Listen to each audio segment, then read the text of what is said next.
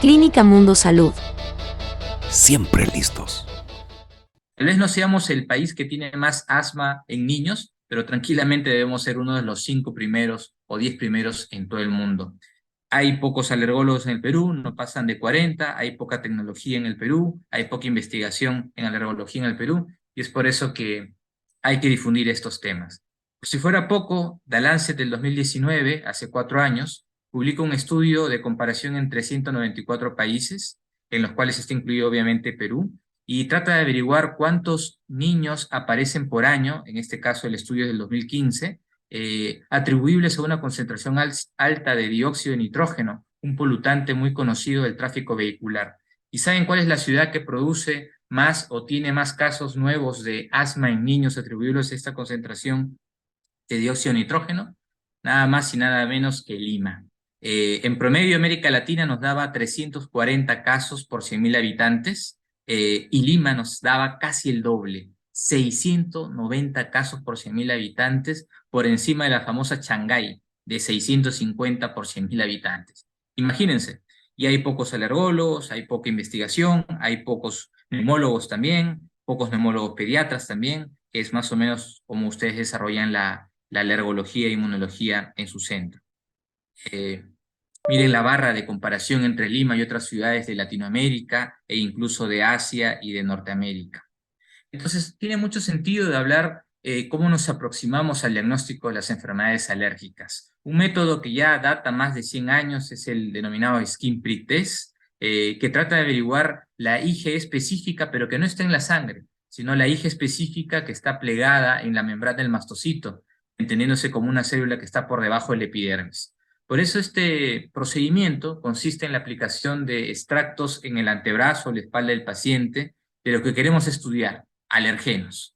Luego de eso se hace una pequeña erosión con una lanceta, de modo que, entre comillas, escarbemos un poquito la epidermis y encontremos al mastocito por debajo del epidermis, que si está sensibilizado o el paciente tiene una tendencia a ser alérgico, va a tener en su superficie el anticuerpo pegado a la membrana del mastocito y va a ser la interacción con el extracto que se está colocando en la superficie del antebrazo del paciente. Si es que tiene el anticuerpo IgE específico, al contacto con el extracto, a los 5 o 10 minutos va a empezar un picor, luego un eritema y luego una pápula, que basta que sea de 3 o 4 milímetros para que sea considerada una prueba positiva. Una prueba muy útil, didáctica, que se usa así casi 100 años en todo el mundo prácticamente. Cuando se descubrió la IgE como tal en 1966 aproximadamente, comienzan a fabricarse o a diseñarse métodos de diagnóstico de la IgE específica en sangre, que son los denominados métodos in vitro. Uno de los primeros que apareció es el Immunoblot, a los cuales se denominó paneles de alergia. Unos paneles a manera de tiras de antígenos que se van a estudiar en el paciente y enfrentarse con su suero. La interacción que haga va a marcar en esta tira reactiva. Ya para los años 90, 1991, la FDA lanza comunicaciones internacionales y obviamente en Estados Unidos, diciendo de que ya hay métodos mejores, más precisos que el Immunoblot, tipo el Immunocap, tipo el Immunolite o tipo el HiCore 88, que superan a los métodos antiguos de Ras-Test o Immunoblot y se recomiendan estos realizarse. ¿Y cuál es la diferencia que existía ya para ese año, fines de los 80, que aparecen estos métodos que les he mencionado? El Immunoblot es de los años 70, el Ras-Test de primera generación son de los años 70. Ya para los años 90 ya aparecen los que he mencionado, que es el Immunolite, el HiCore 88 o el Immunocap. La diferencia fundamental es que la sujeción que se hace con el antígeno en la tira reactiva es más débil cuando se compara con una sujeción que se hace del antígeno a nivel de una fase sólida de nitrocelulosa en una cápsula o llamado CAP, como es el caso de la tecnología del Immunocap. Lo que pueden desprender ustedes, ¿no? Es más fácil que se una el IgE específico del paciente en estudio de su suero con una cápsula de nitrocelulosa que con un papel, ¿no? Y eso está demostrado. Incluso hay estudios que demuestran que esta capacidad de unión es 3 veces mayor con estas esponjas de celulosa activada que tienen estos métodos 3 últimos que he mencionado. Pero lo sorprendente en nuestro país es de que más del 95, por no decir, a excepción de 8 o 9 centros en todo el Perú, siguen utilizando esta tecnología de inmunoblot o inmunoquimiluminiscencia o el rastreo de primera generación, algo que Estados Unidos lo prohibió en el año 91, 32 años más o menos atrás, ¿no? Pero la investigación en el diagnóstico de alergias no ha quedado ahí. Ya para hace 15 años o 13 años aparece el denominado término diagnóstico molecular de alergias. ¿Y en qué consiste este término? Que ya no podemos solamente detectar soy alérgico a la leche, sino soy alérgico a la caseína, a la alfa-lactolúmina, o en el caso del huevo no soy alérgico al huevo, sino al ovomucoide o la ovoalbúmina. Es decir, de subproteínas o de alergenos específicos a diferencia de la proteína entera. Es más, como ustedes saben, la nomenclatura de los alergenos obedecen en el caso del huevo, por ejemplo, se utilizan las iniciales GAL, GAL de 1, GAL de 2, GAL de 3, etc. En el caso de los alergenos respiratorios tipo Dermatofagoides staphylococcus se utiliza el DERP1, DERP2, DERP3. La capacidad que tiene el diagnóstico molecular de alergias es la capacidad de detectar cada uno de esos componentes alergénicos, es decir, el DERP1, DERP2, DERP3, DERP17, 15, 21, al mismo tiempo que el GALD1, GALD2, GALD3, y ya pasamos a una nueva etapa de diagnóstico que va más allá de simplemente decir es alérgico al huevo, o es alérgico a la leche, o es alérgico al trigo, sino saber específicamente a qué componente molecular de esa proteína el paciente es alérgico y que nos pueden en algunos casos ayudar a predecir la severidad o incluso pronosticar una anafilaxia que puede tener el paciente. Eso es lo que se denomina alergia molecular y la primera empresa que desarrolla esta metodología es Thermo Fisher, la misma que diseñó el Immunocap en los años 90 o a fines de los 80 y que para los inicios de la primera década de este siglo comenzó a diseñar el denominado test ISAC de 112 alergenos más o menos o componentes moleculares. Ya para hace 7 u 8 años, en Austria, en Viena específicamente, la empresa MacroRise Diagnóstica tiene esta misma idea de diseñar los componentes moleculares para el diagnóstico de las alergias, pero ya no de 112 componentes, sino de 295 componentes, que es el denominado Allergy Explorer en su versión 1, que salió hace 8 años, y ahora están en su versión 2, que fue diseñada hace 3 años, y que el 2025 me parece sale la versión Alex 3. Entonces, ¿cuáles son las ventajas de esta nueva tecnología tipo Alex 2 o tipo ISAC de Immunocap?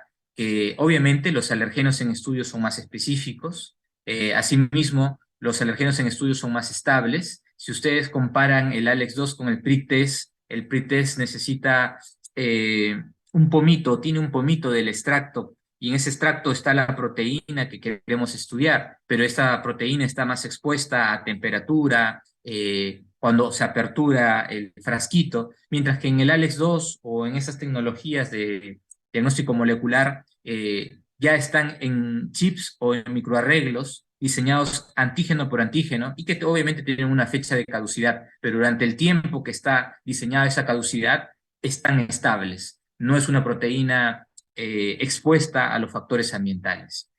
Asimismo, la mayoría de estos agentes que se utilizan en la alergia molecular son de diseño genético, es decir, son alergenos recombinantes, mientras que cuando se utilizan el PRIT-test son alergenos naturales, ¿no? Y cuando hablamos de alergenos recombinantes, es decir, que tenemos un diseño muy específico e inalterable y sin ningún temor de que está la estructura completa de lo que queremos estudiar, a diferencia de cuando se utilizan alergenos naturales. El Alex 2, por ejemplo, tiene mayor capacidad de testeo que el PRIT-test, porque por más que utilicemos los dos brazos o la espalda, nunca vamos a llegar a 295 componentes. Asimismo, a través del PRIT-test no se pueden diseñar muchos componentes, sino proteínas enteras sobre todo.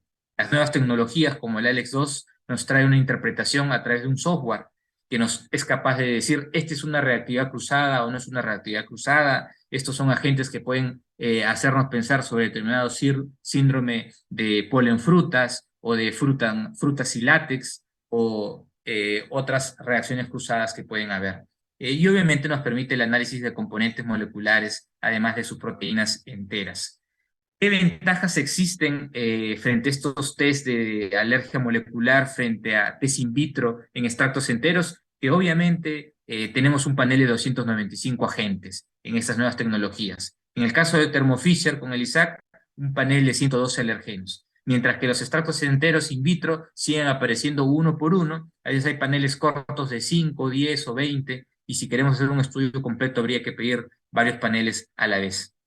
Se han hecho ya estudios, no solamente con el ISAC, sino también con ALEX2, de evaluación de la eficacia en inmunoterapia alergénica. Incluso hay uno que se está realizando aquí en Perú, que más adelante les mostraré. Existe la posibilidad de que el ALEX2 sea utilizado como un biomarcador de evolución clínica en los síntomas, como uso de inmunoterapia alergénica. Lo vamos a ver más en detalle. Eh, Hemos hablado de que la alergia molecular está representada en cuanto a métodos a dos tecnologías. Es el ISAC, que apareció hace 12 años aproximadamente, y el ALEX2 hace 8 años. ¿Existen diferencias entre ambos, a pesar de que estas son las nuevas tecnologías de diagnóstico molecular? Sí, el ALEX2 tiene mayor cantidad de alergenos recombinantes, primera diferencia. Segunda diferencia, el ALEX2 tiene mayor capacidad de testeo, 295 versus 112 que tiene el ISAC. Existe mayor evidencia de nuevas indicaciones clínicas que tiene el ALEX2 frente al ISAC, como que el ISAC se está quedando un poquito atrás en cuanto a indicaciones clínicas, y el ALEX2 tiene un potente inhibidor de reactividad cruzada de carbohidratos, que lo vamos a ver más adelante, y el costo es más accesible, a pesar que es casi 2 o 3 veces más componentes que el ISAC, ¿no? Esa es la gran ventaja. Esto es para explicarles qué es una reactividad cruzada de carbohidratos. Ustedes pueden ver aquí el suero de un paciente y ven que en un marrón oscuro estamos hablando de un verdadero IG específico a un determinado alergeno en el paciente. Mientras que estos marrones claros o casi amarillentos son IG específicos falsos, no reales, no significativos, porque están unidos a carbohidratos. Entonces, si yo tengo un panel de reconocimiento de antígenos para reconocer el IgE específico del suero del paciente y no tengo un buen inhibidor de reactividad cruzada de carbohidratos, es decir, de estos IgE específicos unidos a carbohidratos, voy a dar falsos positivos. Es decir, hay pacientes que tienen IgE específica insignificante porque están unidos a carbohidratos. Y mis paneles tienen que reconocer a ese carbohidrato para decir efectivamente esto es insignificante. Pero si no tengo un panel bien diseñado con estos inhibidores de carbohidratos, pues voy a dar falsos positivos. El ALEX2, como también el ISAC, pero en mayor proporción lo tiene el ALEX2, tiene un potente inhibidor de reactividad cruzada de carbohidratos que le da esa capacidad de tener menos falsos positivos en el diagnóstico. Lo primero que hizo el ALEX2 al momento de salir al mercado es compararse con el método molecular que existía en ese momento, que era el ISAC, demostraron una buena correlación en cuanto a sus resultados. Los métodos que existen para hacer, o los dispositivos que se utilizan para diagnosticar, hacer el diagnóstico de alergia molecular con el ALEX2 son 3 métodos. Un método manual y en realidad son 2 métodos, ¿no? Un método manual y otro método automatizado. Existen 2 equipos en los equipos automatizados, uno que es el 9K, que hace un diagnóstico de 10 sueros a la vez, mientras que el 45K me hace 50 sueros a la vez. En el equipo manual se coloca en una ruleta de 6 sueros que se pueden hacer a la vez, y si quiero hacer más, de 6 en 6 voy incorporando, ¿no? Aquí en el equipo manual, la hora hombre trabajando o realizando esta prueba son 3, 4 horas, mientras que el equipo automatizado es 1 hora. El resto, como dice el nombre, el equipo realiza la otra función al igual que en el 45. La lista de alergenos que tiene el ALEX2 es muy amplia, no solamente los ácaros que comúnmente usamos en nuestros pre-test, también existen ácaros de depósito que cada vez están más implicados en síndrome de panqueque o en asma o en rinitis alérgica severa. Se han considerado los alergenos los ácaros de depósito como probablemente predictores de mayor severidad de enfermedad alérgica respiratoria. Hay una lista muy grande de alimentos que tiene el ALEX2 y también una gran separación de los agentes que producen reactividad cruzada. La última parte de esta charla es mostrarle un poco de evidencia clínica de estas nuevas tecnologías, como es el caso del ALEX2, en el cual, como le dije, nos va a dar la capacidad de no solamente decir es alérgico al Dermatophagoides teronicinus, alérgico al Dermatophagoides farinae o al Blomio tropicalis, sino decirnos es alérgico al DERP1, al DERP2, DERP3, DERP21, DRF1, DRF2, DRF21. Y en este estudio que le muestro realizado en Italia, nos dicen que se quiere romper un poco el paradigma. ¿En qué sentido? De que muchas veces cuando se diagnostica la alergia y su tratamiento, se dice de que los pacientes tienen alergenos mayores y alergenos menores. ¿Qué significa alergenos mayores? Que más o menos que el 50% de los pacientes alérgicos lo tienen, estos mayores. Mientras que los menores, que pueden ser varios, como 5, 10 o 15, se encuentran en menor proporción. Lo que se ha visto, que obviamente estos test hacen el barrido completo, no solamente los mayores, sino también de los menores, es que mientras más alergenos menores hayan en el suero del paciente, más severidad de rinitis alérgica y asma va a tener el paciente. Es decir, el paciente asmático tiene más alergenos menores, el paciente con rinitis alérgica severa tiene más alergenos menores que una rinitis alérgica leve o un asma que aún no se ha desarrollado. Asimismo, a través de estas nuevas tecnologías, en un estudio con más de 10.000 pacientes en Ucrania, se detectó que no solamente existe estos fenotipos de pacientes alérgicos respiratorios con alergenos mayores positivos, sino miren lo que existe cuando se hace estos test más completos. Lo clásico cuando se tratan los pacientes con alergias respiratorias es darle inmunoterapia a los o contra los alergenos mayores. Pero la realidad no es esta. La realidad en el día a día, cuando nosotros utilizamos estos métodos, es de que los pacientes con alergenos mayores apenas es un 12%. Miren, el DRF2, DERP2 son alergenos mayores, pero el DERP20 no es un alergeno mayor, el DERP7 no es un alergeno mayor, el DERP5 no es un alergeno mayor, el DERP23 no es un alergeno mayor, pero sumando las pequeñas proporciones que hacen, estamos hablando de fenotipos que pasan más allá del 20, 30 o 40% y que solamente están recibiendo inmunoterapia de alergenos mayores. Entonces, ¿qué pasa con el paciente que tiene una clínica de rinitis alérgica y le decimos utilice inmunoterapia y le damos inmunoterapia de alergenos mayores? Y en realidad es un paciente con exclusividad de DERP20 o que tiene gran proporción de DERP7 o DERP5. Muchas veces o casi siempre esa inmunoterapia no nos va a ser útil. La inmunoterapia que se tiene en el mercado, al menos en Perú y en buenas partes del mundo, está dirigido a alergenos mayores. Entonces, esta nueva herramienta diagnóstica ha revolucionado prácticamente a las empresas o laboratorios que diseñan vacunas de alergia o inmunoterapia, al punto de ser cada vez más específicos una vez que han desarrollado estas pruebas de diagnóstico. Por si fuera poco, estas nuevas tecnologías de inmunoterapia, de estas nuevas tecnologías de diagnóstico molecular, pueden ser capaces de monitorear clínicamente la evolución de la inmunoterapia en nuestros pacientes.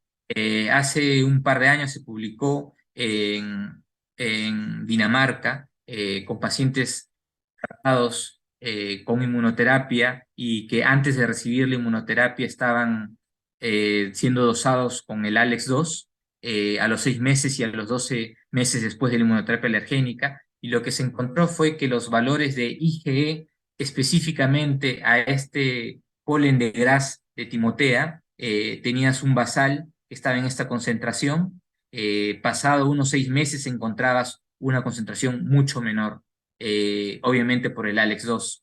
Y asimismo, la capacidad de detectar la IgG4 en pequeña cantidad al inicio y pasados 6 meses se incrementaba. Ustedes saben que la IgE con la IgG4 avanzan en proporción inversamente proporcional, no proporcionalmente. Es por eso que si estamos tratando de averiguar que si el paciente está mejorando con nuestra inmunoterapia, la IgE específica tiene que reducirse, ¿correcto? Como lo estamos viendo acá, y la IgG4 tiene que subir.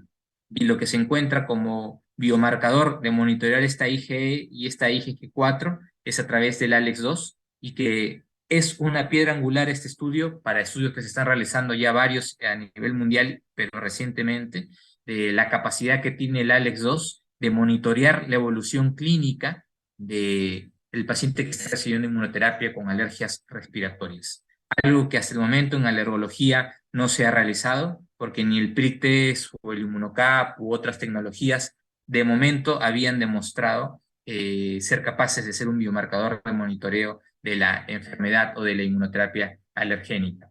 Es por eso que leyendo esta bibliografía presenté a los fabricantes de Austria este estudio, pero diseñado en pacientes peruanos con alergia a los ácaros de polvo, y que tratábamos de ver una medición basal de ALEX2 al momento del diagnóstico, 3 meses después de recibir inmunoterapia, 9 meses después de recibir inmunoterapia, 12 meses después y 2 años después de recibir inmunoterapia alergénica, y ver cuánto disminuía la IgE específica del ALEX2. Y sorprendentemente, porque ya les adelanto, este es un estudio que va a serse publicado en 3 o 4 años, pero ya tengo datos de los primeros pacientes, al menos desde su ingreso hasta 3 meses después, recibiendo 4 dosis de inmunoterapia.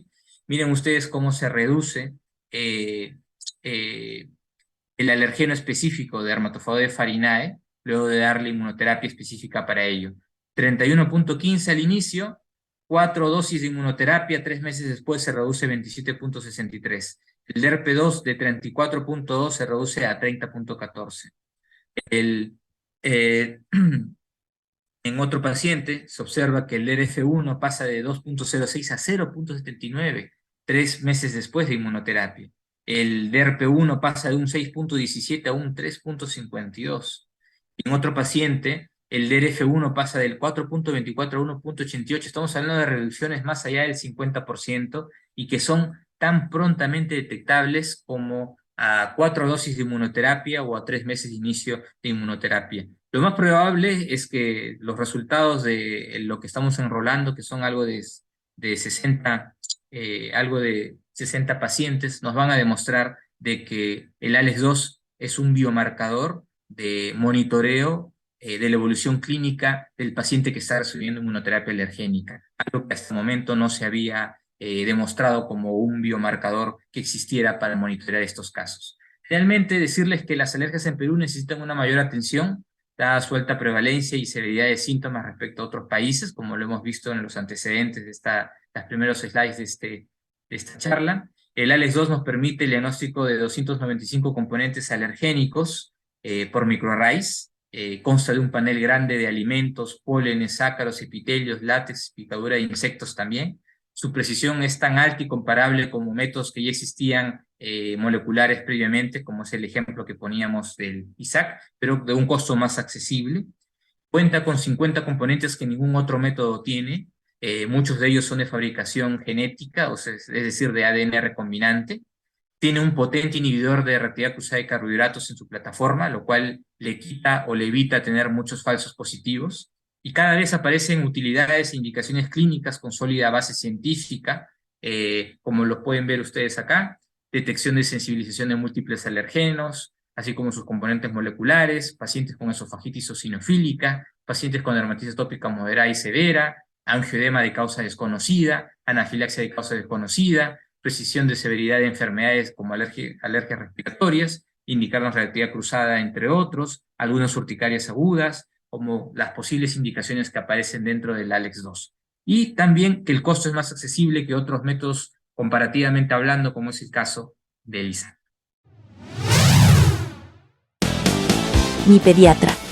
Hacemos todo por ellos.